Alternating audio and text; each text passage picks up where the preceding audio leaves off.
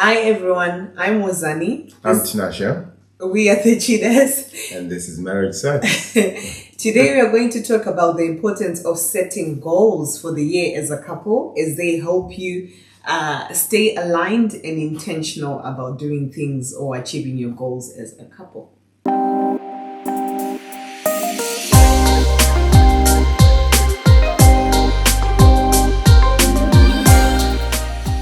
This video has been sponsored by House of Chi. So, at the start of every year, to be fair, last year we didn't do it. Last year we did it. We did it Just informally. But one of the things that we try and do is to put together a vision, a plan, some goals of what we want to achieve as individuals, as a family, and also as business partners. It's extremely important that you as a family have a vision, you have a shared vision, and you have shared goals, something that collectively you are all working towards. That is inclusive of your children as well. Sometimes in a marriage, you can have like dreams that you have, and unless you actually make it a goal and a plan of how you're going to get there, you can simply glide and then you just have this dream that seems unattainable because you haven't broken it down. That's the reason why we do it. And then also, we're sharing our goals as a family. They may look very different for you, but I think the gist of it is to just make sure that you are actually sitting down and putting something down and talking about it. A dream without a plan is just a wish. Nothing more than just that. So it's very important that you guys as a family write your plan down of how you want to bring your dream to life into reality. It's absolutely important. Failure to prepare is preparing to fail. The perfect example that someone said to me is just like when you are saying, Tinasha, we want to buy a house, but we never actually put a plan together for how we are going to buy a house. Yeah. We would die trying to buy a house. Absolutely. Basically, so. We won't even die trying to buy a house. We will die talking about because we won't even get to try. We will just be talking about it. We're going to share with you what our goals for this year are. We're not going to go into any specifics or details. But we're going to share the structure that we have taken. And having said that as well, like we are sharing our goals, but if you're going to do this exercise, it may look very different to you. So I think the whole point is to have something set in stone, but you customize it to suit you with whatever you want to achieve or attain. Absolutely. For us, for the Cheetah family, our vision for the year really is we are living with intention. Everything that we're doing is intentional. We are not just doing it off the cuff, for the sake of it. Everything is with intention, and we want to leave a legacy for our children. We want to leave them something that is good, whether it's a good name, whether it's a good business, definitely some assets, definitely some financial benefits as well. So everything that we are doing is intentional, is very much intentional. As part of our commitment, what we have said to each other, and we had to literally write this down. In terms of our visions, our plan, our executions, everything is written down and everything is signed by both parties to ensure that there is commitment. We can hold each other accountable. I've been chasing this. Tinasha kept chasing me like, I need the signature on them. I was like, we had a conversation. I know it is like, no, put your signature on there. I'm like, whoo. So we can hold each other accountable. So as part of our commitment is we choose consistency over comfort, discipline over distraction, and purpose over pressure. That is our commitment. My eldest son, he will say, consistency over comfort. Consistency over comfort. So that's how much it's been ingrained in them about consistency over comfort. And in terms of our goals, they are centered really around faith, family, discipline, growth, and impact. For you, it may be very different. You may be focusing on different things. I think to clarify that, because it can be confusing, these are the values that are set on our goals. Say them again, Tinashe. Faith, family, discipline, growth, impact. Okay. Discipline is needed for some people because some people want to eat sadza on a day when it's not a sadza day, when it's a no carbs day. I will not be saying any names, but they know themselves. Discipline is important. You know yourself. Oh, I know myself. I know myself. I'm good. I'm glad you're self-aware. Oh, thank you very much. Where would I be without you holding me accountable? Of course. Anyway, so the first goal that we set, all of these, by the way, are assigned. Who will be at the lead on them? That doesn't mean that everything falls on you, but you are the one who will lead on them. You are the one who's doing the chasing. Hey, monitoring. Hey, what's going on with ABCD? The first goal that we set for ourselves is the financial goal. How much income we want to bring into the house in the year of 2026. Whatever number it is, you set that number for yourself. We set our figure for ourselves, and we then have to do everything within our power to try and ensure that we meet the target. We also have a savings figure and amount. How much we have set as a target, as a goal that we want to save by the time we hit December 31st, 2026, right? In terms of our expenditure, there are, of course, core expenditures that we can't run away from. But we've also set a cap in terms of how much money is going to be part of our expenditure. Unfortunately, when it comes to anywhere in the West, it's a credit-driven economy where, you know, we use credit cards like no one's business, so flippantly, so frivolously, without even thinking twice about it. We are trying to snap out of that habit and use actual physical cash. If we don't have the money for it right now, we are not buying it. We are saving for it and then buy it when it's appropriate. Tinashe mentioned in the UK, especially in the UK and perhaps the Western world, the US and stuff like that. There's a credit system where if you want a set of sofas, you can literally walk into DFS and buy sofas and pay for them monthly. If you want chairs, you step in, buy and pay for it monthly. One of our goals when we say about not accumulating debt or collecting debt is to Minimize. not do that. Save up for something and then buy it when we've got the money. I think for me, the biggest exception will be the mortgage, the house. That can be cleared just like that. Okay. But again, I don't know. I don't look at that. It is debt, but for some reason I don't look at the house as debt. But it definitely is. But I was talking about the comforts. Like, I want a set of sofas. I want this. I want that.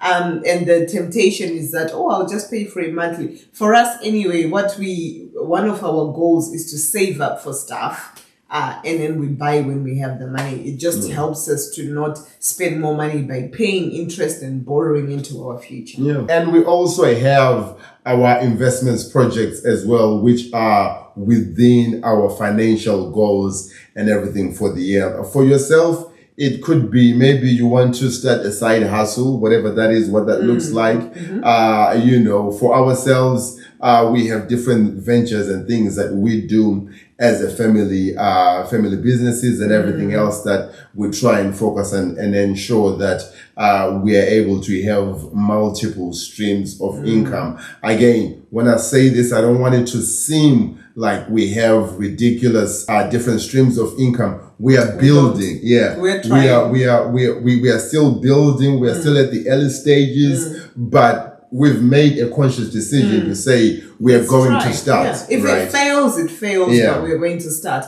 And I think across the board in the world, guys, the cost of living is just skyrocketed. It's insane. Like when you're waiting on a salary, there are some times where literally by the third week of the month, you're counting down the days until payday comes. And then you're literally in that cycle. And so if whatever way you can to try and pull in another stream of income, it should be, even if you don't know, I don't know what I'm going to do, maybe put it on your goals and be like, I need to find another stream of income this year. And then you do your research. Once it's on the paper and you've decided you want to do it.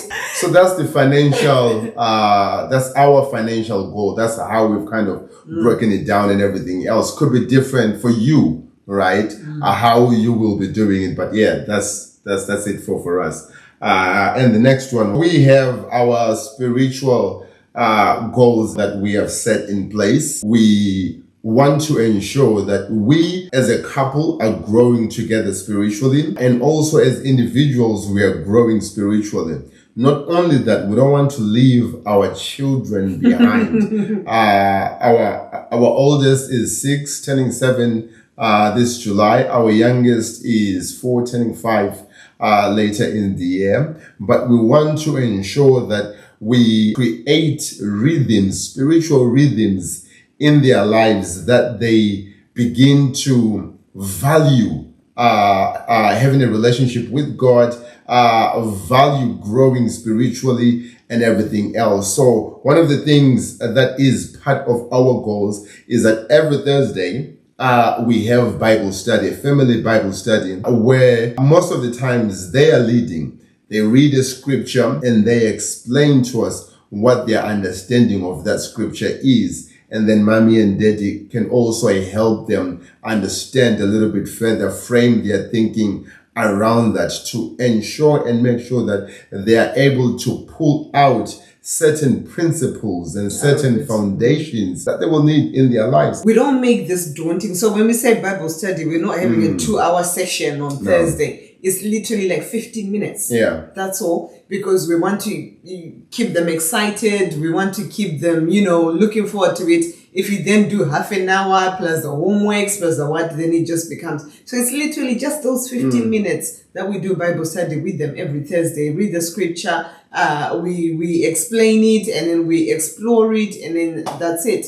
And also, I think while we are on the spiritual here, to also note, guys, that I personally, I don't know about the others, I personally believe in the formative ages where our children are, like 6 and 3, it's so difficult to try and get them to have a relationship with God, because I don't know if they can comprehend that aspect. But what we are instilling rather is the principles that go. So for us to say have a relationship with God, they may not get it, but what we're doing is instilling godly principles in them now. Perhaps when they're growing older, then we start to work more towards not helping them have that personal relationship. With God. Christ. But for now, we're not pushing, fast for your, no, it's mostly just instilling scriptures in them, and then scriptural discipline. But they absolutely know about fasting, because mommy and daddy fast, and they know that today we are fasting and everything else. And we do ask them, do you want to participate? And they'll say, yes, I'm going to fast going to school.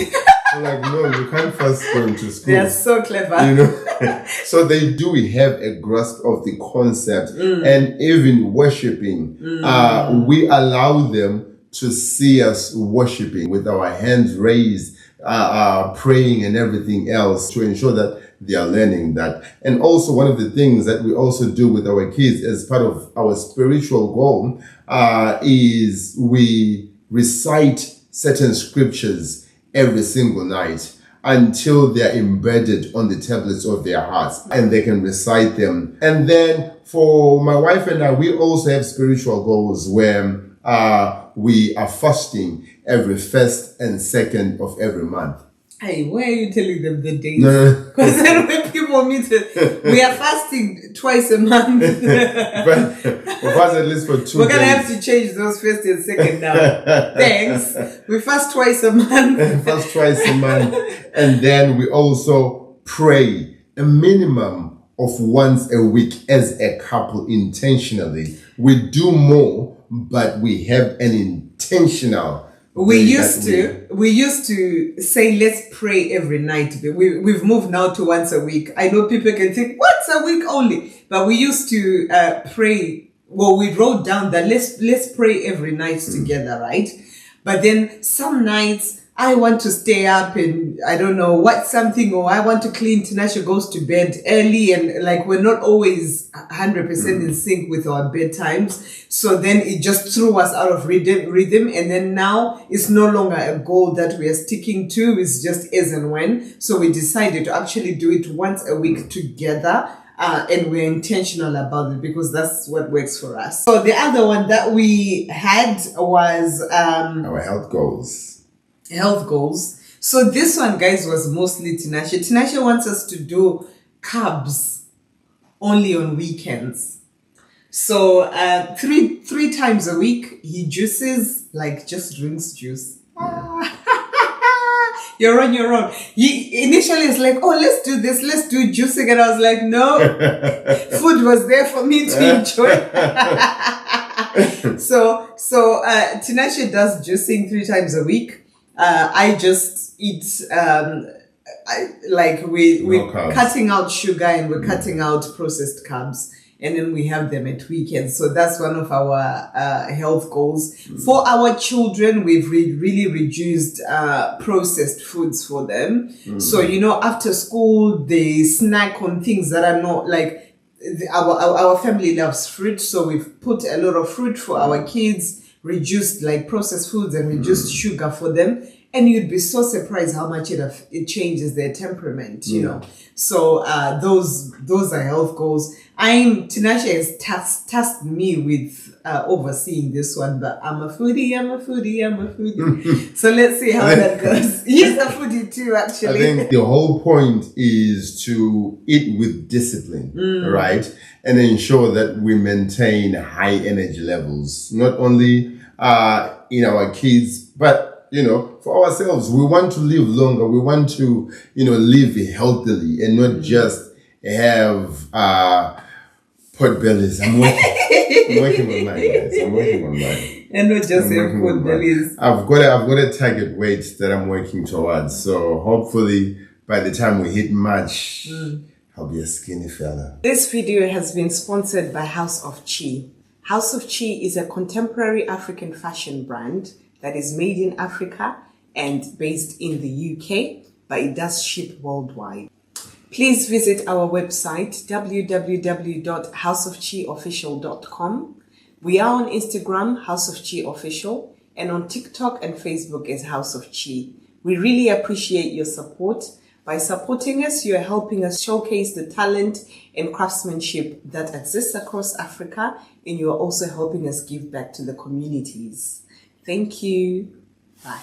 The other one that we had was around raising our children. So we want to raise like capable and grounded leaders in our children. So some of the things we are doing with them, our goal for the year really is to teach them financial literacy. Last year we literally just taught them to save, like put money in a tin, and then at the end of it they pulled out, they give this 10% with this, but we want to actually teach them proper financial literacy. And my eldest, I remember last summer he was like, oh mommy, can I get ice cream? And then I just thought, actually there's not many times where I actually say to my child, I don't have money. And I was like, he needs to know, or he needs to learn that sometimes people don't have money. So I say to him, oh, I don't have money for ice cream. And he's like, just use your phone. Because I use Apple Pay to pay for stuff. It's like, just use your phone.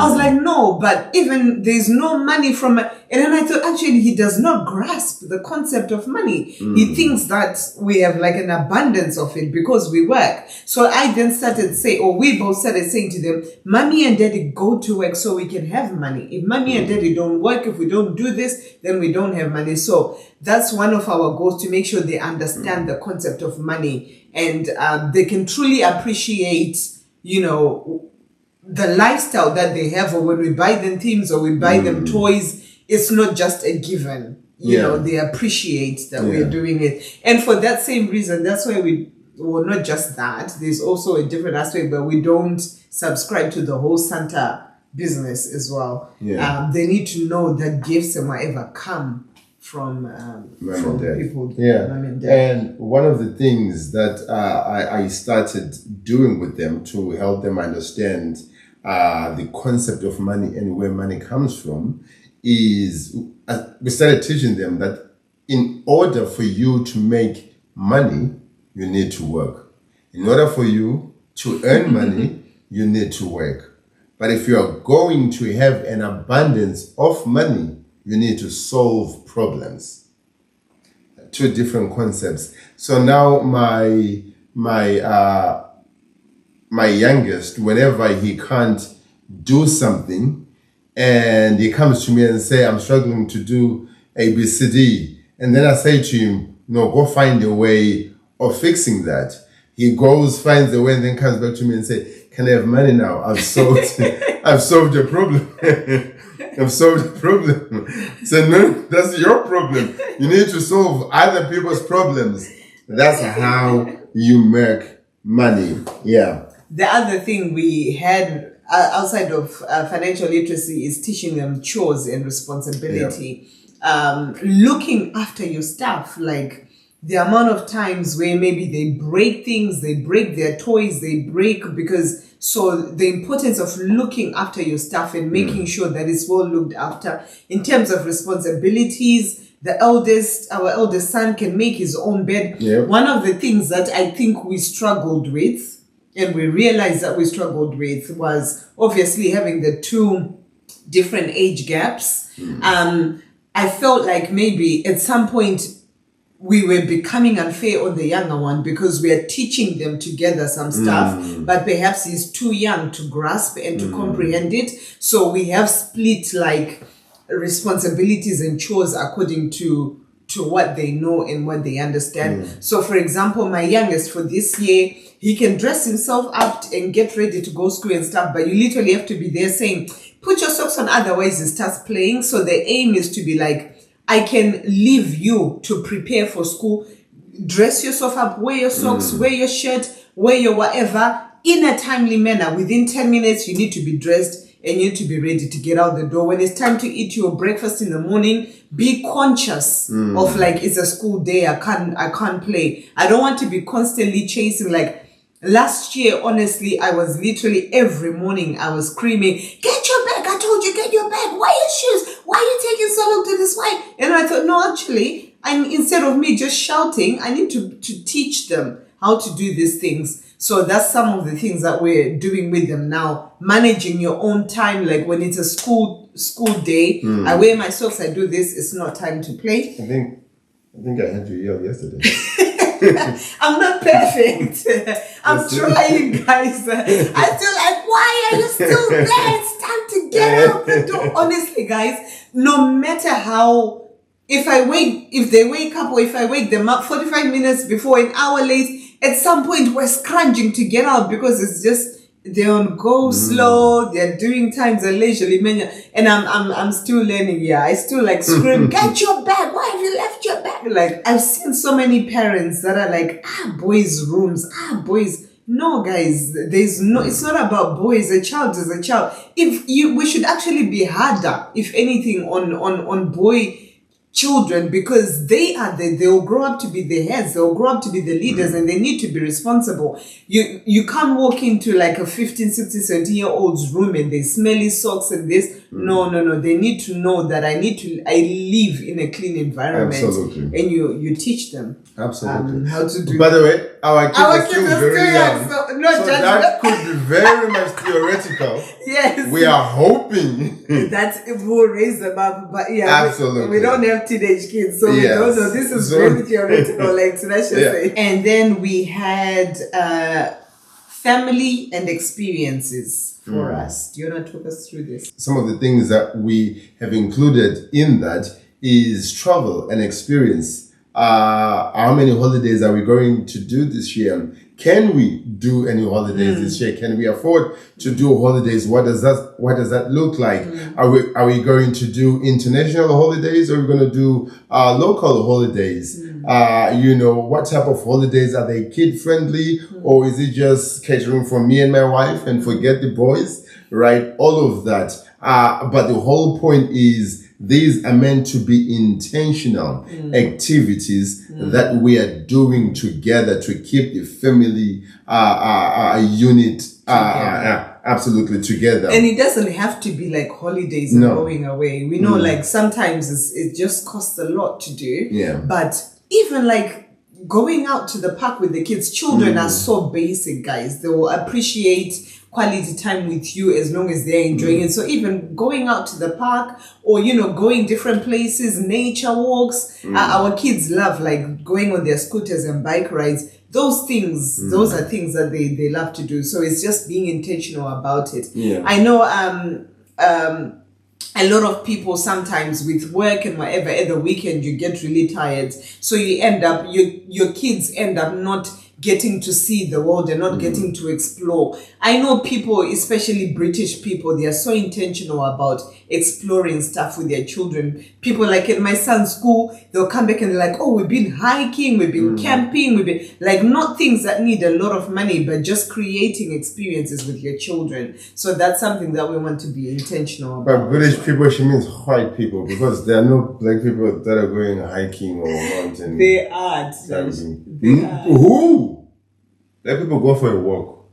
Our friends went camping last summer. They're black.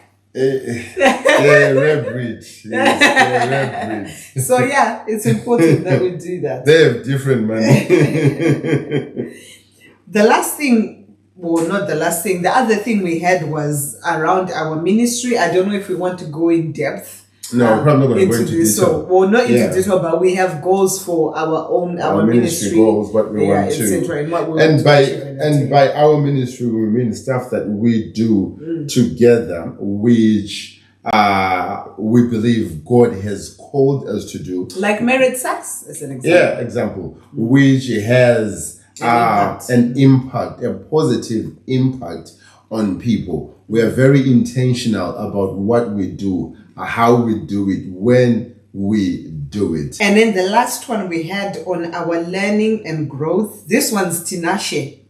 Literally, Tinashe was like, let's get a book. No, you put this together. Yeah. Tinashe is like, let's read 3 books together this year. One on money, one on relationships, and one on spirituality, or one that helps us improve our spiritual life. And explain why. I think it's important that as a couple, you have certain things that you see eye to eye in terms of mindset. You have a similar mindset and thinking. Let's say money. You want to make sure that you're on the same page when it comes to money. You can't have one person who wants to spend, and the other person who wants to save. You need to actually have a financial literacy, both of you, and understand how money works. And then you also need to have an anchor in your relationship in terms of the firm foundations. So reading similar books or similar relationship books just kind of helps you guys frame your thinking, your thoughts, reframe your relationship, your marriage, and everything else, and ensure that you are seeing certain things with the same lens and with the same mindset. I think that's very, very important. And spiritually, you want to make sure that you are growing together. That it helps us to ensure that we are maintaining a certain level of intimacy. We are building a certain level of soul tie with each other. And we are able to then communicate and share our thoughts about those books, whether we agree with them or we don't agree with them. But we are maintaining that level of intimacy with each other. There's one we read, was it 7 Habits of what? What was it? The one that we read? 7 Habits of Successful People. Was it? No, it was really. Oh, it's a you're relationship talking one. about a relationship one. Yeah. 7 Habits of Successful Marriages. Oh, guys, read it. It's so good. I think it really opened up our eyes. And we thought we were intentional about our marriage, but then it really opened up our eyes about intentionality. So if you can get it, get it. Those are the goals that we have set in place for ourselves as a family and as part of our vision and plan. Now, when it comes to that, right, we've also put together certain things to help us stay on track and track our goals and everything else. So we have a monthly check-in list that we go through every single month and tick off. This is all documented. If you want us to put some of these templates and everything else, just let us know and maybe we can put them in the Or you can just links. comment in the description template and then we can share to you. Absolutely. And then we have a quarterly execution plan. Our quarterly execution plan holds us to account. That is the commitment for the quarter. Each quarter, we are focusing on something different, but it doesn't mean that all the other goals that we've set aside are just, by the wayside. But we have a theme that we are focusing on. And we hold each other accountable for all of this.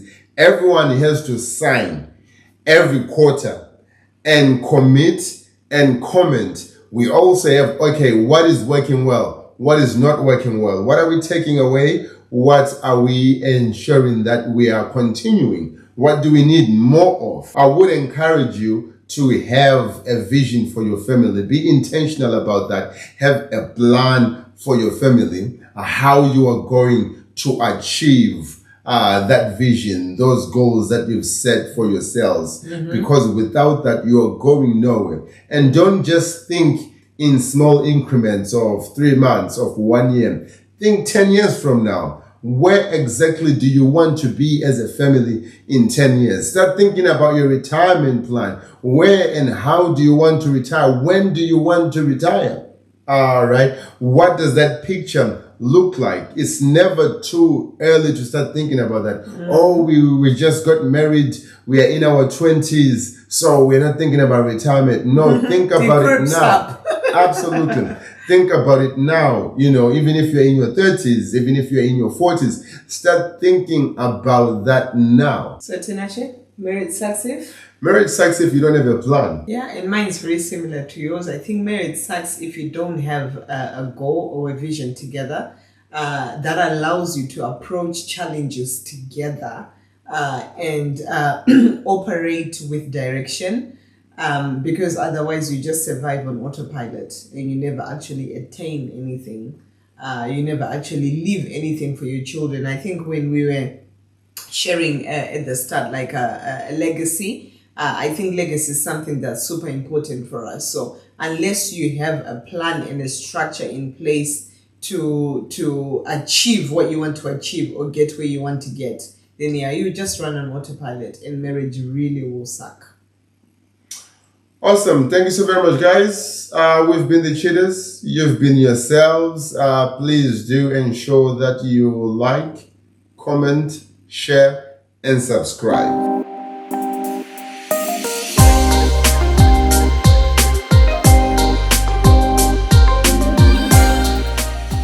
This video has been sponsored by House of Chi.